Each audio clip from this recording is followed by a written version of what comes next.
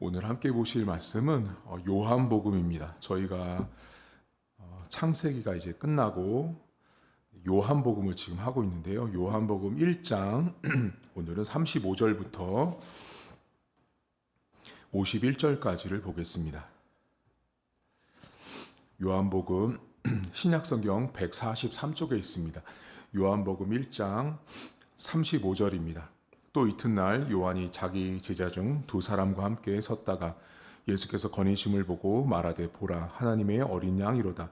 두 제자가 그의 말을 듣고 예수를 따르거늘 예수께서 돌이켜 그 따르는 것을 보시고 물어 이르시되 무엇을 구하느냐 이르되 랍비요 어디 계시오니까 하니 랍비는 번역하면 선생이라.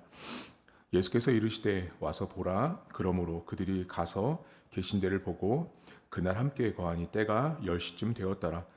요한의 말을 듣고 예수를 따르는 두 사람 중에 하나는 시몬 베드로의 형제 안드레라. 그가 먼저 자기의 형제 시몬을 찾아 말하되 우리가 메시아를 만났다 하고 메시아는 번역하면 그리스도라. 데리고 예수께로 오니 예수께서 보시고 이르시되 내가 요한의 아들 시몬이니 장차 게바라 하리라 하시니라. 게바는 번역하면 베드로라. 이튿날 예수께서 갈릴리로 나가려 하시다가 빌립을 만나 이르시되 나를 따르라 하시니 빌립은 안드레와 베드로와 한 동네 베세다 사람이라. 빌립이 나다나엘을 찾아 이르되 모세가 율법에 기록하였고 여러 선지자가 기록한 그 일을 우리가 만났으니 요셉의 아들 나사렛 예수니라. 나다나엘이 이르되 나사렛에서 무슨 선한 것이 날 수 있느냐. 빌립이 이르되 와서 보라 하니라.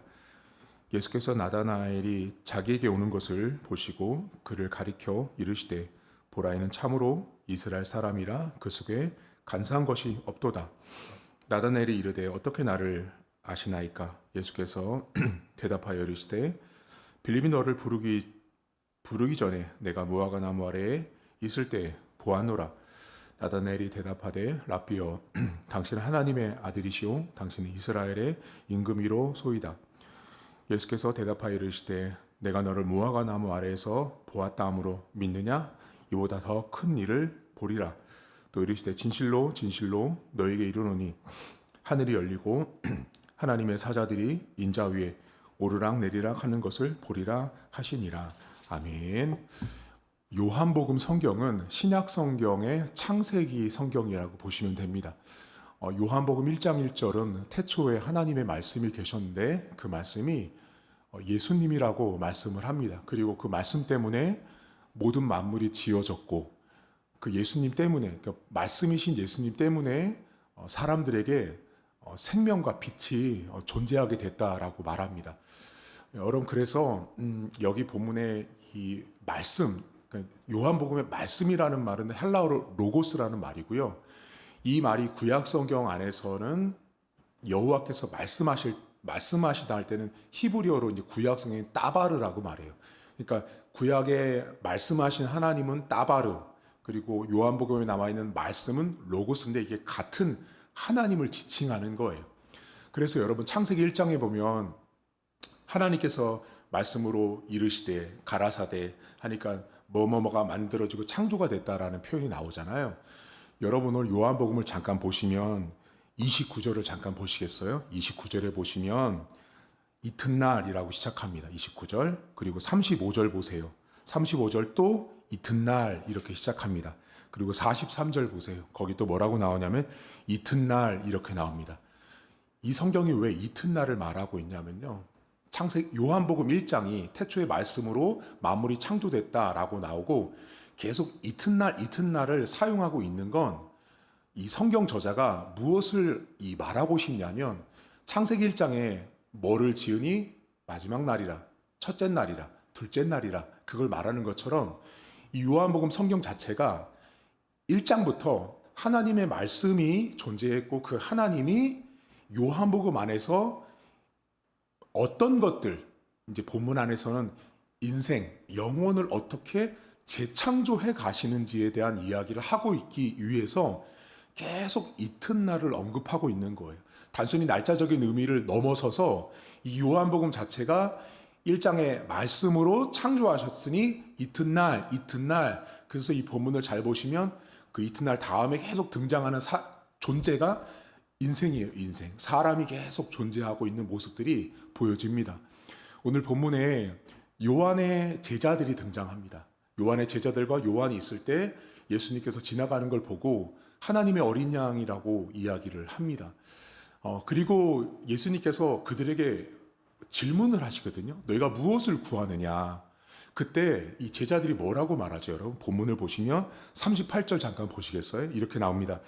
예수께서 돌이켜 그 따르는 것을 보시고 물어 이르시되 무엇을 구하느냐? 이게 요한과 요한의 제자들에게 물으신 거예요. 구하느냐 이르시되 라삐여 어디 계시오니까 하니, 라삐는 번역하면 선생이다. 자, 어디 계십니까? 라고 묻는 거예요. 지금 이 제자들이요. 어디 계십니까? 라고 물었더니 예수께서 39절 예수께서 이르시되 와서 보라. 그러므로 그들이 가서 계신 데를 보고 그날 함께 거하니, 함께 거했더니 때가 10시인데요. 때가 10시라는 건 그 유대인 시계로 보면 오후 4시예요. 그러니까 이튿날부터 아침부터 시작해서 오후 4시까지 예수님과 그들이 함께 있었다라는 걸 알 수 있어요. 여기 여러분 이 본문에서 요한의 제자들이 어디 계십니까? 라고 묻거든요. 이 말은요, 예수님 어디 사세요? 라는 말이 아니라 당신이 어디를 가든 우리가 함께 하겠습니다 라는 말이에요. 어디로 가실 겁니까? 거기 우리 따라가겠습니다 라고 말한 거고, 그 바로 39절에 그렇게 예수님을 따라가서 하루 종일을 보내고 오후 4시까지 예수님과 함께 있었던 모습을 이 본문에 어디 계십니까? 라는 이 질문 속에 담겨 있어요. 여러분, 여기서 우리가 한 가지 오늘 시작하면서 묵상할 것이 있는데, 지금 제자들이 예수님 앞에 어디 계십니까? 라고 묻잖아요. 이 말은 예수님께서 어디를 가든 우리 따라가겠습니다 라는 말이거든요. 근데 오늘날 신자들이 이 어디 계십니까? 라는 말이요, 어떻게 쉽든가요, 여러분? 어디 계십니까? 라는 말을 잘 안 하죠. 무서워서. 왜 안 하죠? 혹시라도 내가 가기 싫은 곳에 가시면 어떻게 하나? 내가 원하지 않는 곳에 가시려고 하면 어떻게 하나? 라는 마음 때문에 우리는 예수님이 어디를 가든, 이 본문대로라면 예수님께서 어디를 가든 내가 예수님이 가시는 곳에 우리가 맞춰야 되거든요. 근데 오늘날 많은 교회와 신자들이 내가 가는 곳에 예수님이 있게 하려고 맞춘다는 거죠. 그러니까 지금 이 본문은 말씀이신 예수님을 우리가 따라가는 인생이라는 것은 말씀이 가는 곳, 본문에 예수님이 고 말씀이 가 있는 곳에 내가 가 있는 거예요. 다시 말하면 성경이 말하는 것, 성경이 가르치는 것, 성경이 알려주는 곳에 내가 가 있으면 되는 거예요. 근데 우리는 어떻게 하냐면 내가 가 있는 곳에 가서 성경을 끼워 맞추려고 하는 거예요. 내가 가고 싶은 곳에 예수님, 저 오늘 여기 있고 싶고 이거 하고 싶고 이거 하려고 하니까 예수님도 여기 와 계세요. 여러분, 그게 아니에요. 신앙생활은 내가 예수님께서 가신 곳에 내가 가는 거예요. 근데 신자들이 자꾸만 왜곡되다 보니 어디 계십니까? 라는 말을 사실 묻지도 않지만 묻더라도 내가 원하는 곳에 있으려고 할 때가 너무 많다라는 거예요. 물어보시고 내가 오늘 나 있는 곳에 예수님을 있게 하려고 하는지, 아니면 반대로 정말 오늘 제자들처럼 예수님이 가는 곳에 나도 따라가서 하루 종일을 같이 있으려고 하는 인생인지를 물어보시길 바랍니다. 오늘 예수님의 그 첫 번째 제자가 여러분 요한의 제자들이거든요. 근데 여기 본문에 빌립이 전도를 해요. 그게 나다나엘이잖아요. 여기 계속 동네 사람들이 나오고 전도하는 모습이 등장해요. 그래서 이 부분은 이 전도와 관련돼서도 많이 사용되는 본문인데, 빌립이 나다나엘에게서 말을 해요. 그래서 모세에 기록됐던 메시아를 우리가 만났다. 그랬더니 나다나엘이 뭐라고 말해요? 야, 나사렛에서 무슨 선한 것이 나오겠냐라고 묻거든요. 여러분, 나사렛은요 그냥 한마디로 깡촌, 완전 시골이에요. 시골. 지금 우리 대한민국으로 치면 시골 중에서 시골, 정말 차도 없고 불빛도 없는 정말 시골에서 뭐가 좋은 것이 나오겠냐라고 나다나엘이 말합니다. 여러분, 이렇게 나다나엘이 이 나사렛에서 선한 것이 나오겠냐라는 이 말이 꼭 교회를 안 가는 사람들의 1차적인 반응과 되게 똑같아요. 교회를 가지 않는 사람들에게 자, 교회 가봅시다. 교회 갔더니 이런 기적도 있었고 이런 은혜도 있었다 했을 때 신앙생활을 하지 않았던 세상 사람들이 뭐 교회 가봤자 뭐 교회에서 무슨 선한 것이 나오겠냐라는 이 태도가 지금 나다나엘의 모습과 너무 흡사해요. 그러니까 나다나엘은 처음에 전도를 받을 때 빌립에게 메시아를 소개받을 때 매우 부정적인 사람이었어요. 근데 이 사람에게 변화들, 이 사람에게 하나님께서 그를 보고 그를 알고 있다라는 말씀을 하고 있거든요. 여러분 어디를 보시냐면 47절 보시겠어요? 47절에 예수님께서 나다나엘을 이렇게 평가해 주세요. 예수께서 나다나엘이 자기에게 오는 것을 보시고 그를 가리켜 이르시되 보라 이는 참으로 이스라엘 사람이라 그 속에 간사한 것이 없도다. 나다나엘이 이르되 어떻게 나를 아시나이까? 예수께서 대답하여 이르시되 빌립이 너를 부르기 전 내가 무화과 나무 아래에 있을 때 보았다라고 말합니다. 그러니까 지금 나다나엘을 예수님이 뭐라고 평가했냐면 간사함이 없다라고 말해요. 여러분 이 표현은 정말 예수님께서 그 나다나엘이 갖고 있었던 간사함이 없는 그 모습을 직접 보신 거고요. 이 나다나엘을 통해서 여러분 이게 아까 전에 그랬죠. 말씀이 창조하고 이튿날이잖아요. 인생을 변화시키고 거듭나게 하는 과정 속에 지금 이 나다나엘은 뭔가를 대표하고 보여주고자 하는 인물 중에 하나거든요. 그게 뭐냐면 나다나엘이란 사람을 비롯한 그 시대 모든 사람들 다 간사했어요. 그러니까 지금 나다나엘은 모두가 간사했다라는 건 뭐냐면 여러분 매우 가식적이고 외식적인 시대였어요. 다시 말하면 율법을 지키고 성전이 있는 것으로 만족하고 성전에서 살아가는 거 내가 하나님 백성인 것 때문에 만족스럽게 살고 있는 사람들이 그 시대의 모든 사람들이었어요. 바리새인들, 서기관들, 율법 교사들 전부 다 간사했어요. 다 간사했어요. 자기를 위해서 사는 사람들이었단 말이에요. 근데 그들과 대비된 이 나다나엘은 그렇지 않았다라고 말해주고 싶은 거예요. 그래서 하나님께서 매우 특별한 인물을 통해서 그 나다나엘을 주목하셨고 바라보셨어요. 근데 이 나다나엘에게 하나님께서 뭐라고 말씀하냐면 너가 무화과 나무 아래에 있을 때 내가 너를 먼저 봤다라고 말하거든요. 여러분 항상 하나님께서는요 나를 언제 보셨을까 하지만 우리 각자의 인생마다 우리를 바라보셨던 자리, 공간이 있다라는 거예요. 근데 이 이야기를 나다나엘에게 해주고 나서 너가 무화과 나무 아래에 있을 때 내가 너를 봤다라는 걸 네가 믿으면 너는 정말 더 큰 일을 보고 알게 될 것이다라는 말씀을 하시거든요. 근데 이 본문에 더 큰 일이라고 하니까 사람들이 이 본문을 너무 잘 이상하게 해석하세요. 더 큰 일이라고 하니까 막 성공하고 복 받는 거로 아시는데 이 본문 맨 마지막 절을 보시겠어요, 여러분? 50절과 51절을 보시면 이렇게 나옵니다. 예수께서 대답하여 이르시되 내가 너를 무화과 나무 아래에서 보았다 함으로 믿느냐? 자, 그러면 이보다 더 큰 일을 본다고 말씀하세요. 근데 그 다음 절이 중요하거든요. 51절 또 이르시되 진실로 진실로 너에게 이르노니 자 여기 하늘이 열리고 하나님의 사자들이 인자 위에 오르락내리락 하는 것을 본다라고 말하거든요. 여러분 이 장면은요 뭐를 말하고 싶은 거냐면 창세기 성경에 나왔던 야곱의 사닥다리예요. 그러니까 야곱이 베델, 다시 말하면 베델은 하나님의 집이란 뜻이에요.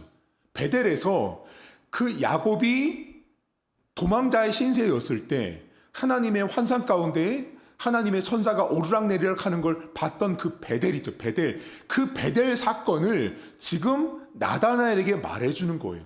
그러면 이 오르락내리락 하는 이 이야기의 핵심은 베델을 말하고 싶은 거예요. 베델. 그 베델에서 야곱이 제단을 쌓고 하나님을 찬송하고 높이며 거기서 야곱이 하나님 앞에 11조도 약속했던 장소가 베델이에요. 베델. 그러니까 베델은 하나님의 집. 요한복음 안에서 더 큰 일을 본다라는 것은 무슨 뜻이냐면 예수 그리스도가 하나님의 집과 하나님의 성전이 되는 걸 깨닫게 된다라는 걸 말씀하신 거예요. 왜냐하면 그 시대는 그 시대 사람들에게 하나님의 집, 하나님의 성전은 그들 눈앞에 보이는 매우 가시적인 돌로, 바위로 지은 건물이었단 말이에요. 그런데 하나님께서 너가 무화과 나무에 있었던 것을 나를 바라보셨던 하나님을 믿는다면 그 믿음만 있다면 이제는 성전에 가서 예배를 드리지 않고 성전에 가서 양과 소를 끌고 가서 제사를 드리지 않아도 예수 그리스도인 나를 믿으면 그 성전이 하는 기능과 역할을 너도 체험하고 경험할 수 있다는 걸 보는 거, 깨닫는 거, 그것이 더 큰 일이에요. 여러분, 바울이 우리에게 무슨 말을 해요? 너희 안에 너희가 성전인 것을 알지 못하냐고 말하죠. 이게 다 연결되어 있어요. 그러니까 더 큰 일이라는 건 뭐냐면 여러분, 우리가 우리 안에 성전이 내주하고 있다라는 사실을 아는 거예요. 내 안에 성전 대신 예수님이 있다라는 거. 그러니까 이게 지금 하나님이 나를 바라보셨어, 하나님이 나를 아셔라는 것보다 더 놀라운 사실이 뭐냐면 이제는 양 잡고 소 잡지 않아도 그 예수님을 믿기만 하면 그 믿음 때문에 내가 죄 용서받고 죄사함 받는 놀라운 더 큰 일을 그 성전 대신 예수님이 내 안에서 내 인생 가운데 펼쳐주시고 보여주신다라는 말씀을 하고 있는 것입니다. 여러분, 오늘 하루도 어디 계십니까? 라는 질문 속에서 내가 가고 싶은 곳에 예수님 끌어들이지 마세요. 예수님이 가는 곳에 내가 가는 거예요. 예수님이 있고자 하는 그 성경에서 말하는 그 자리에 내가 가는 거지, 내가 가고 싶은 곳에 예수님을 오게 하는 게 신앙생활이 아니라는 걸 기억하세요. 그럼 답은 나왔죠. 성경에서 이거 해라, 이거 하지 마라, 여기 가라, 여기 가지 마라 하는 말씀대로 성경이 지시하는 대로 살면 내가 예수님 계신 곳에 있는 거예요. 두 번째로, 여러분, 나다나엘을 예수님께서 보셨잖아요. 나를 아시는 하나님, 찬양도 있잖아요. 나를 아시는 하나님. 그 나를 아시는 하나님보다 더 큰 일을 보고 깨닫는 것이 뭐냐면 눈에 보이는 성전이 아니라 베델, 하나님의 집, 하나님의 성전이 나다나엘이 믿게 될 예수 그리스도, 그 예수님이 내 안에 계시면, 바울이 말한 성전이 내 안에 있으면 이제는 더 이상 건물로 가지 않고 소 끌고 양 끌고 가지 않아도 나를 용서하시고 죄 용서하시는 그 하나님 아버지의 더 큰 일을 믿는 자에게 허락한다라고 말씀한 거예요. 다시 말하면 여러분, 요한복음 1장에 태초에 말씀이 창조하셨죠. 그 창조 이후에 이튿날 인간을 창조하는 모든 과정에 결론적으로 성전의 기능과 역할을 하시는 하나님 아버지, 그 예수 그리스도의 그 기능과 역할을 내가 믿음으로 고백하면 우리는 여러분 오늘도 죄사함 받고 용서받고 은혜를 받는 존재로 세워져 있다라는 것입니다. 오늘 하루를 출발하시면서 오늘 두 가지 잊지 마시고 말씀으로 나를 창조하셔서 오늘 하루가 내 인생의 이튿날이라는 걸 좀 기억하세요.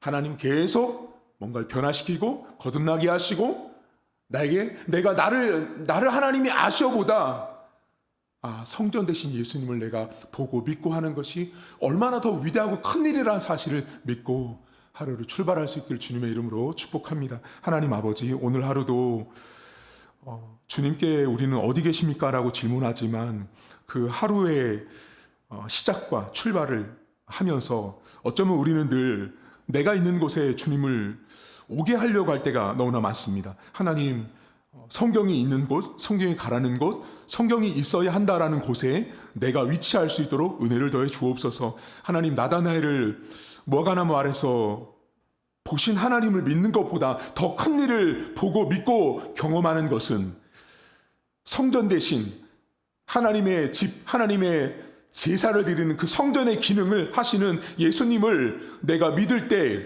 내가 성전에 가지 않아도 내가 예수님을 믿기만 하면 내 안에서 죄 용서가 일어나고 내 안에서 성전의 기능이 유감없이 발동된다라는 사실을, 그 예수 그리스도의 성전됨, 하나님의 집됨, 야곱의 사닥다리로 오르락내리락 하는 그 모습을 통해서 더 큰 일을 말씀하신 성전 대신 예수님을 우리 성도들이 오늘도 내 마음에 모시고 산다면 사도 바울의 말처럼 너희 안에 하나님의 전이 계신 것을 알지 못하냐고 하는 반문처럼, 질문처럼 하나님, 오늘도 우리가 성전된 사람답게 하나님의 전을, 하나님을 모시고 있는 성전답게 그 성전이 가고 싶은 곳, 그 성전이 있어야 되는 곳, 그 성전이 원하는 곳에 나를 위치시킬 수 있도록 은혜를 베풀어 주옵소서. 감사드리며 예수님의 이름으로 기도하옵나이다. 아멘. 하늘에 계신 우리 아버지, 아버지의 이름을 거룩하게 하시며 아버지의 나라가 오게 하시며 아버지의 뜻이 하늘에서와 같이 땅에서도 이루어지게 하소서. 오늘 우리에게 일용할 양식을 주시고 우리가 우리에게 잘못한 사람을 용서하여 준 것 같이